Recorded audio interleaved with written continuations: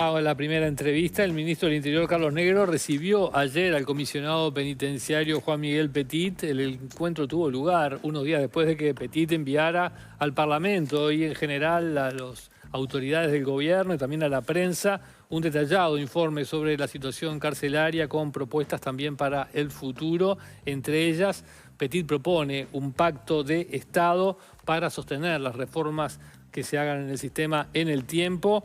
Le damos la bienvenida, gracias por venir. Buen día, muchas gracias por invitarme otra vez. Hace no mucho estuve, así que bienvenido. espero no aburrir a ustedes, a los televidentes. Bienvenido. Pero bueno, el interés en el tema es parte de la acción. Bienvenido. Por supuesto, el tema nos interesa y mucho.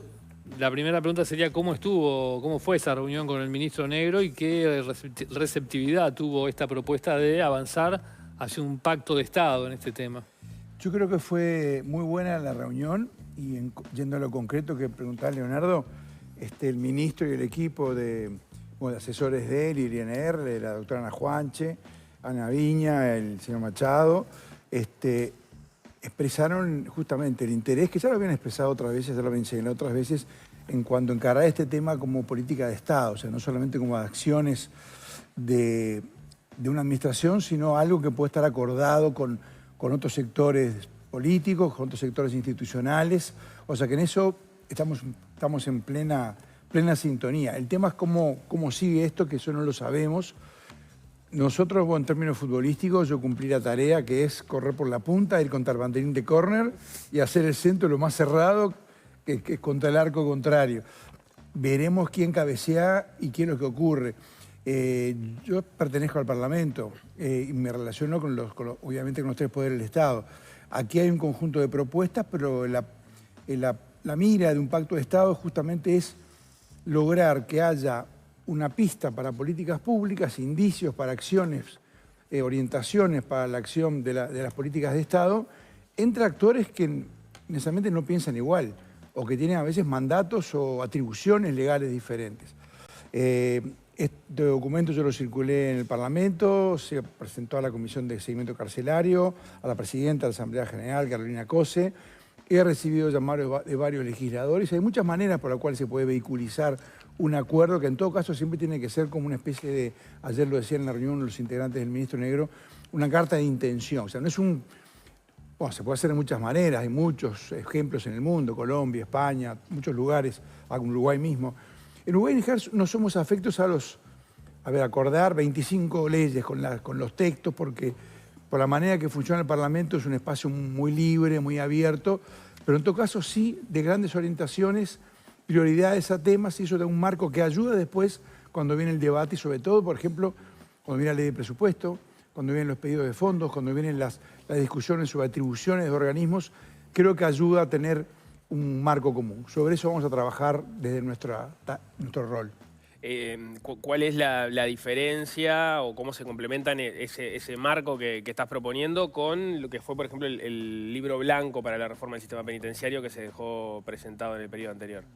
Bueno, un libro blanco es como se le usa en la jerga de organismos internacionales en general o de organismos, y en este caso fue una acción muy buena. Nosotros la auspiciamos desde el principio, hasta cuando recién existía como idea en borrador, participamos de todo el proceso y el documento que fue coordinado por la socióloga Ana Viña es un excelente documento, un documento muy práctico, con muchas orientaciones, pero un libro blanco es como un diagnóstico de una situación. No es necesariamente un plan, no tiene etapas, no tiene adjudicación de responsabilidades a organismos. Un pacto de Estado puede tener distintos calados, distintas profundidades. El que imaginamos nosotros, pues puede haber otras cosas, tampoco constituye un plan. Es lo que decía recién, es un acuerdo de intención, una declaración de intenciones que se podrá decir, bueno, pero otra vez, otra declaración. Bueno, sí, pero en el vértigo, el fárrago, la variedad de temas que aborda un parlamento en distintas comisiones, tener un marco acordado por distintas bancadas políticas sobre 10, 12 temas, es una orientación importante, es un paraguas para acuerdos, genera como un clima general de intercambio sobre, bueno, no tenemos que olvidarnos de legislar y de marchar hacia estos lugares, cada uno con su perspectiva, con su punto de vista.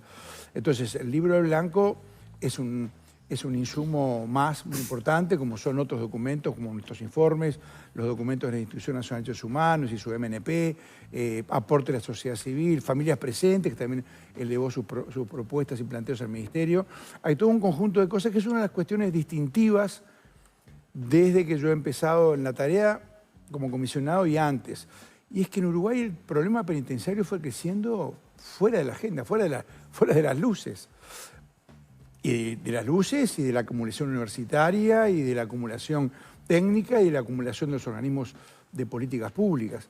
Quizás por la propia naturaleza del tema. Es un tema que no agrada, es un tema complejo, es un tema que no genera muchas veces esperanza, que la gente no cree.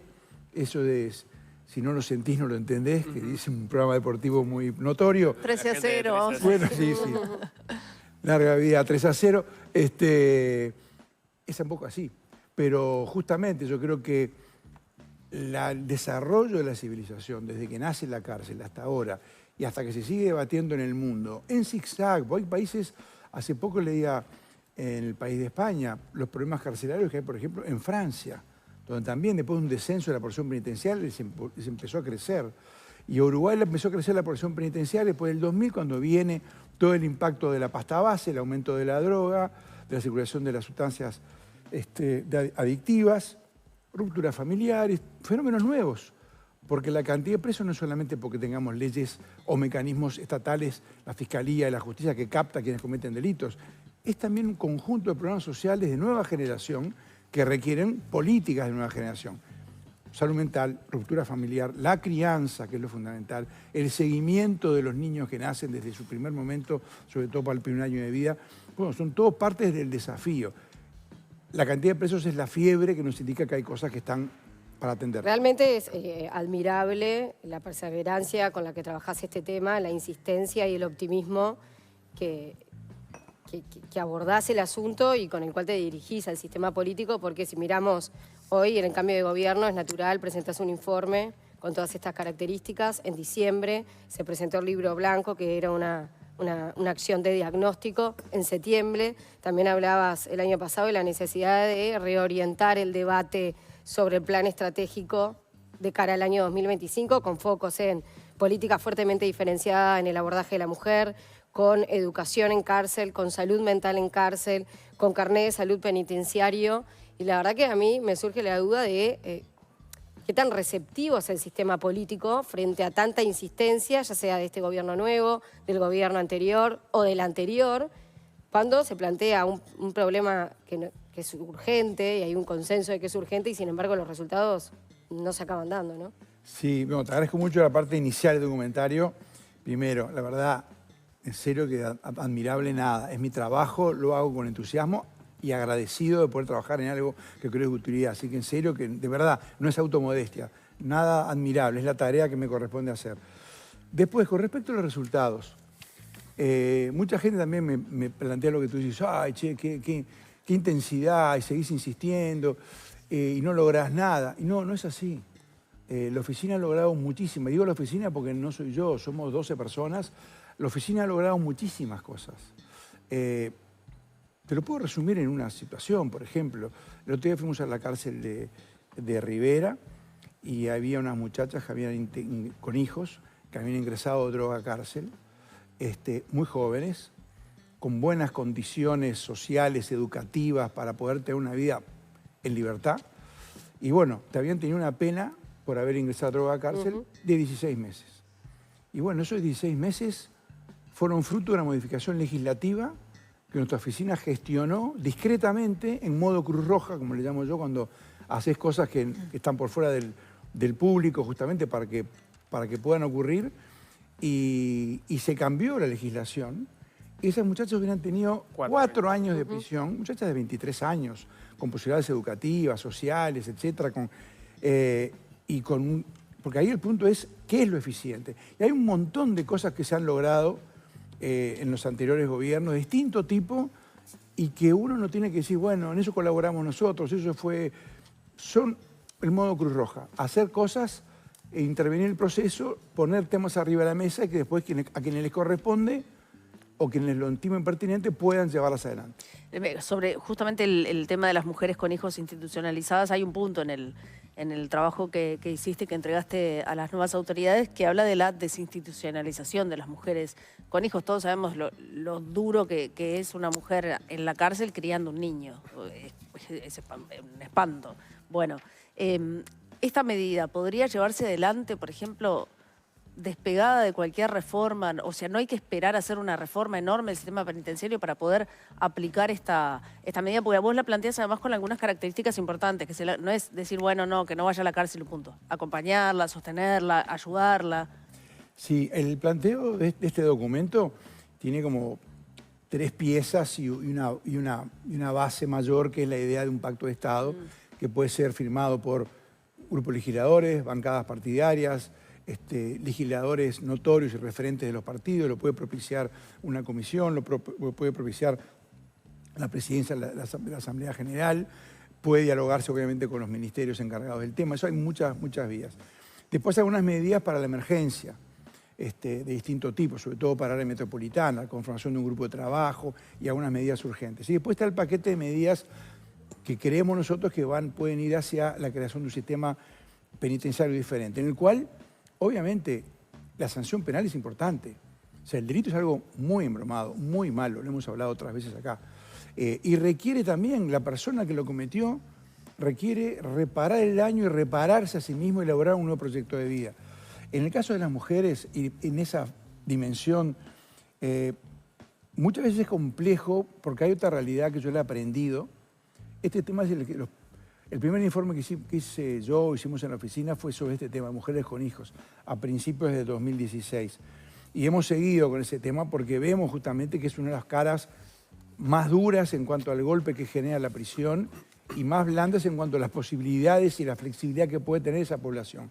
Pero también una realidad, hay muchas mujeres que están muy enganchadas con el tema del narcotráfico, que han encontrado allí un modo de supervivencia, que tienen hijos o personas mayores a su cargo, que son explotadas, que han tenido distintas historias de maltrato, trayectorias de vida muy duras, y que a veces esa ruptura, que es la cárcel, genera justamente la posibilidad de cortar con ese mundo exterior. Entonces, las medidas que se pueden hacer, como medidas alternativas para delitos leves, o esas casas de medio camino también para delitos leves, ayer nos decían en la reunión, prácticamente la mitad de los ingresos a cárcel del último trimestre son de penas de menos de 1 año, con lo cual sí, son delitos, pero son delitos que no son de una gran gravedad, tienen una pena corta porque el delito es de poca entidad. Entonces, para ser eficientes, para gastar el dinero con sentido y para lograr bajar la reincidencia, hay que tener mecanismos inteligentes, acotados y profundos. Las medidas alternativas hay que construirlas. El sistema que existe hoy es ineficiente, es muy pobre. Entonces sí, yo creo que la población de mujeres de este tipo que te decía, como las que uno habla cuando vas a las cárceles del interior y en Montevideo, que ves que han sido vulnerables, que han sido explotadas, que han tenido una situación de vida que los llevó a cometer algo que está mal, que es un delito, pero que admiten otro tipo de mecanismos. Yo creo que es una cosa que se puede avanzar y creo que todas las medidas se pueden avanzar. No tienen que esperar un gran acuerdo, sino una gran reforma. Se puede seguir avanzando. Es un modelo para armar. Hablando de medidas que se pueden avanzar, leyendo el informe me llamó la atención este pasaje. Hay algunas cárceles que están mejores que otras y tenemos un problema de hacinamiento en las que están peores. Y me llama la atención un pasaje del informe que dice que hay lugares llamativamente semivacíos en el sistema y cuando viene la lista son los mejores. La cárcel de Juan Soler en San José, las Chacras, la unidad de pregreso en el Concar. ¿Cómo es posible que pase eso? Que tengamos hacinamiento en unos lugares y los que mejor estén semivacíos. Bueno, viste que hay una circularidad de las cosas buenas que generan otras cosas buenas y esas otras y otras, y también hay una circularidad de las carencias. Y una de las carencias que tiene el sistema que genera esos efectos sorprendentes de encontrar de pronto en un CONCAR que tiene módulos atiborrados de personas con 8, 9, 10, a veces más personas en una misma celda, encontrás otros módulos que sobran lugares. Y básicamente es porque el sistema, creemos nosotros, el sistema tiene una gran debilidad técnica. No hay equipos técnicos. Porque ¿por qué cuando uno va, por ejemplo, a la cárcel de Punta Rieles, por decir algo, y encuentra personas y dice, bueno, ¿usted de dónde viene? Vengo de Penal de Libertad, vengo de Concar. Son las mismas personas que a veces están en los peores lugares y que desde afuera se puede decir, ahí está la persona más peligrosa, las personas más agresivas. Son las mismas personas. Lo que pasa es que hubo algunos que lograron transitar y pasaron por el filtro un espacio de convivencia con un soporte técnico. Entonces, por eso hay varias medidas que apuntan a eso. Equipos técnicos que trabajen con las personas, que puedan saber quién es quién, diagnosticar sus fortalezas y sus debilidades, ver cuáles son sus aptitudes, si es para un oficio, si es para el deporte, si es para una actividad en la construcción, ver cuáles son las capacidades dormidas de esas personas que no se pudieron desarrollar y bueno, ir transitando, avanzar progresivamente, como dicen las normas, la gestión penitenciaria. Y bueno, la explicación es esa. Hay muchas personas que terminan sumándose a módulos atiborrados y en la medida que no se sabe quiénes son, que no se tiene un equipo que esté trabajando diciendo, bueno, mira, fulano viene avanzando, fulano constituyó una pareja, está construyendo una casita en el fondo del predio de los suegros, está aprendiendo un oficio, terminó la secundaria y se va armando como un modelo también un proyecto de vida. Eso es lo que establece la regla Mandela, los planes individuales de trabajo. Y la persona entonces va avanzando y va transitando. En la medida que no hay técnicos, por ejemplo, hay otro gran problema. O sea, tenemos los lugares, hicimos el esfuerzo de tener los lugares mejores, digamos, o mejorar algunos lugares, o tener lugares que podrían rehabilitar a las personas, pero no tenemos el técnico o la persona encargada de ir determinando quién puede ir rápidamente a esos lugares. O sea, faltan igual lugares porque la sobrepoblación es muy grande, pero la falta justamente eso que tú decís, Leonardo, de equipos que vayan supervisando, diagnosticando, apoyando a las personas, viendo cómo van evolucionando, no solamente genera una enorme lentitud en los movimientos, que se está trabajando sobre eso, y es verdad también, hay que decirlo. Yo conocí el sistema desde adentro poco después del año 2000, cuando trabajaba en Colón, en ese programa que había de rehabilitación. Y en el año 2000 y poco, no había secundaria, o sea, no había secundaria, no había universidad, maestros pocos, salud muy poca, personal técnico prácticamente nulo. Bueno, hoy casi la mitad de los presos son analfabetos, ¿no? Bueno, Además, pero lo sabemos, antes ni siquiera lo hablábamos. Claro. Es como pasa con la medicina. Yo creo que eso es un gran debate en general, el mundo y aplicado a los temas. ¿Estamos peor o sabemos más? A veces pueden estar las dos cosas, podemos estar peor y saber más. Yo creo que en este tema estamos en una situación mucho más complicada y peor, si se quiere, porque tenemos mucha más gente arriba de este barco. Por otro lado, en este barco, en esta nave, hay una cantidad de cosas que antes eran de ciencia ficción. Programas, la Universidad del Trabajo, el Ministerio de Desarrollo Social, ACE, más médicos, más secundaria, polos universitarios. Ahora es insuficiente. Entonces, por un lado podemos decir, bueno, acá hay cosas que Uruguay ha venido haciendo. Hay gente, cientos de personas que todos los días trabajan con las personas privadas de libertad y construyen cosas. Pero por otro lado, tenemos tanta gente allí que la nave no logra avanzar. Ese es un poco el cruce de caminos en el cual estamos. Este pacto de Estado que ustedes le proponen, como vos decías, tiene tres grandes ejes. El segundo, pues ahora me voy a tener el primero, habla de la reforma de la política criminal. El tercero habla de ir hacia un sistema de rehabilitación ya en el mediano plazo. El primero es el que aborda más la urgencia porque habla de acciones inmediatas sobre la coyuntura y las situaciones críticas en el área metropolitana. Ahí, entre otros puntos, ponen arriba de la mesa la creación de un grupo ejecutivo ad hoc que reúna no solo al INR, que debería liderar ese proceso, sino también al Códice, a Sanidad Policial, a ACE, al Ministerio de Desarrollo Social, a quienes están encargados de lo presupuestal, porque también hablan de que es necesario un refuerzo de rubros para, digamos, que toda la institucionalidad esté de alguna forma reunida para poder gestionar mejor esta emergencia. Pero también hablan de que entienden que el INR no debe estar dentro del Ministerio de Justicia. Leo un párrafo que dice: entendemos que la experiencia vivida, la evidencia administrativa y presupuestal son claras en cuanto a que la dependencia administrativa del INR a otro ministerio conspira seriamente con su necesaria maduración, fortaleza y potencia como órgano de gestión administrativa e institucional. Es por tanto necesario promover mediante ley urgente a la brevedad y más allá de la creación de una nueva cartera ministerial para el área de justicia, la descentralización del INR estableciendo la base de un nuevo organigrama de competencias sustantivas de planificación técnica y de gerenciamiento. Me da la impresión que esto, de alguna forma, no va alineado con el compromiso programático del gobierno que ya asumió de que el INR quede dentro del Ministerio de Justicia que se crearía. Sí, no, capaz que la expresión no es, da para dos interpretaciones. Nosotros lo que planteamos, a mí me parece buena cosa que exista un Ministerio de Justicia, no un Ministerio de Cárceles, un Ministerio de Justicia, para que la justicia tenga un enchufe con quien dialogar en el Poder Ejecutivo, todos los temas que tienen que ver con la justicia, es importante que haya un ministerio especializado justamente, por ejemplo, en la sintonía nacional con los convenios internacionales, en las relaciones, todos los exhortos internacionales que llegan al país, que hoy está en el Ministerio de Educación, la relación con la defensa pública, una cantidad de aspectos diferentes. Pero da la impresión que el INR iba a estar dentro de ese ministerio. El INR se ha dicho que va a estar dentro de ese ministerio. Lo que nosotros planteamos es que son dos cosas distintas. Una cosa es depender de un ministerio, lo que claramente es malo es depender de un ministerio gigantesco. O sea, si tú pones un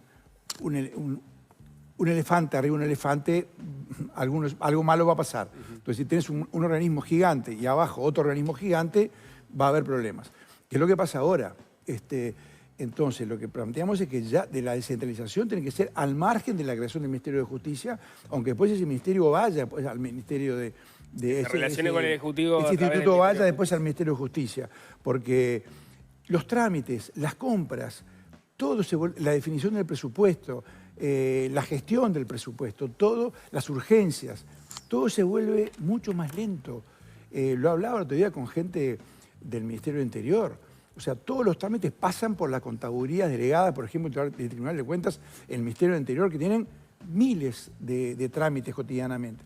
Entonces, la independización del INR y ya ir al presupuesto, porque el INR, esto es como ¿ven los juguetes de los niños, los mecanos? Esa cajita, los legos. Acá hay una gente que se ríe, se ve que está cercano a esa hermosa etapa de la vida. Bueno, tú tienes que tener una caja con muchos legos. ¿Para qué? Para armar una buena pieza. Cuando la ley de presupuesto lo que hace es darle dinero a los organismos para que hagan sus reestructuras.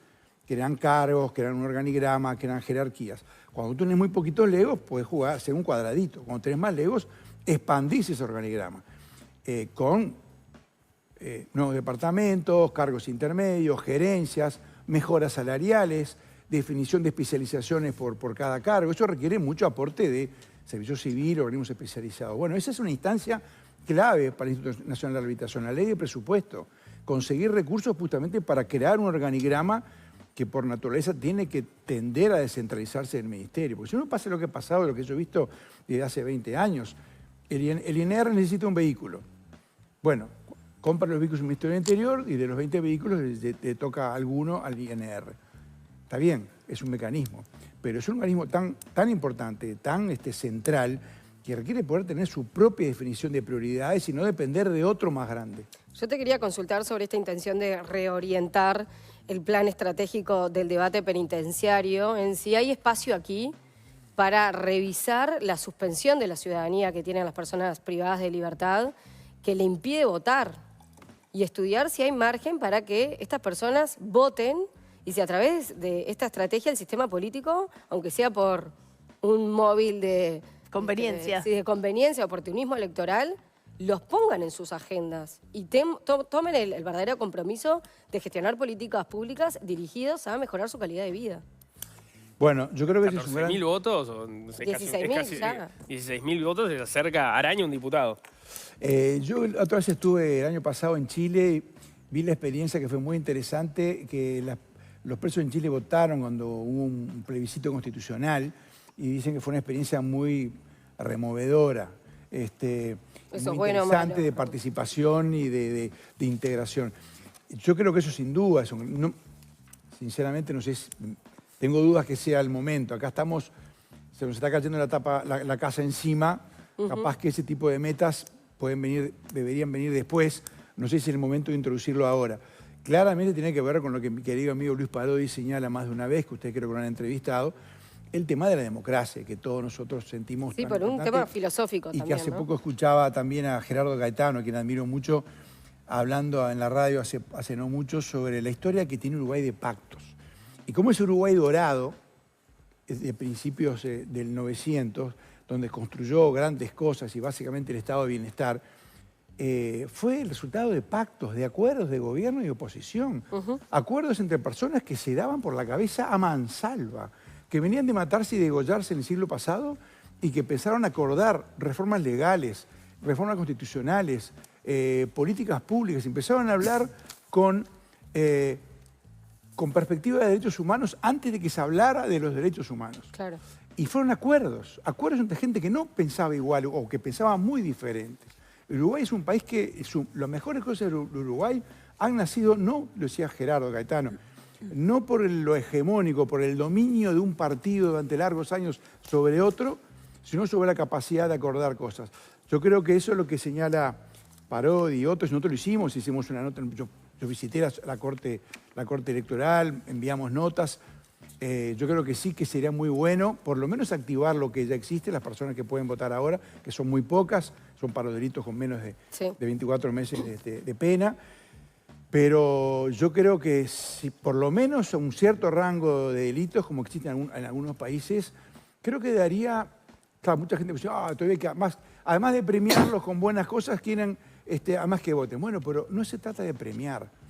La privación de libertad es una pena muy dura. Es durísimo estar confinado en un lugar.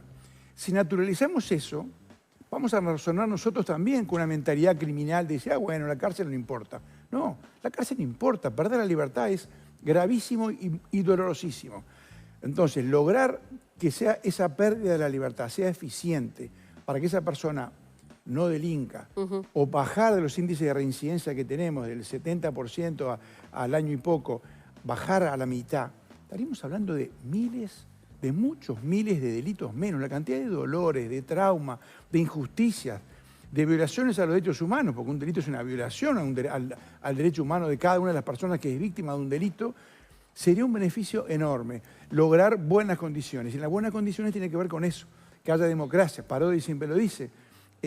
Tenemos que lograr que entre la democracia, que entre el Estado. Por eso van a ver que entre las propuestas está la creación de una fiscalía penitenciaria, porque así como entra en cuentagotas la educación o entran otros aspectos del Estado en cuentagotas, la educación. El trabajo remunerado. El trabajo remunerado, el trabajo de verdad, el trabajo con un jefe, con un sueldo, con un reconocimiento, con una certificación. También tiene que entrar la justicia, también tiene que buscarse mecanismos para que haya menos violencia, menos amenazas, menos extorsiones, más transparencia, menos corrupción. Crear un mercado. El Estado tiene que negarse a sí mismo, hay que crear un mercado, porque el Estado solo no puede. Yo termino con esto, porque me imagino que ya me van a echar, van a apretar el botón de eject y salgo volando. Pero yo lo vi en España. En España crearon un mercado, la reforma de Felipe González crearon un mercado de la sociedad civil, porque decimos que participa la sociedad civil, eso es muy lindo. Pero la sociedad civil es muy débil, no tiene plata, acá y en el mundo, no tiene fuente de financiamiento. Pero la única manera que puede lograrse que la riqueza de los gremios de profesionales, instituciones educativas, sociales, asistencia psicológica para las adicciones, es que haya un mercado que se compita por recursos de manera transparente, con proyectos, con resultados medibles, y que todos los años haya un llamado para esa presentación y que esa fuerza laboral, técnica, trabaje junto con los funcionarios penitenciarios. Esa es una de las cosas. Básicamente es integrar este barrio tan peculiar que es el de la privación de libertad. Me toca la desagradable tarea de apretar el botón de eject y despedir a Juan Miguel Petit. Muchas gracias por habernos acompañado. Muy Muchas amable, gracias a ustedes. gracias por venir. Muchas gracias. Vamos a hacer un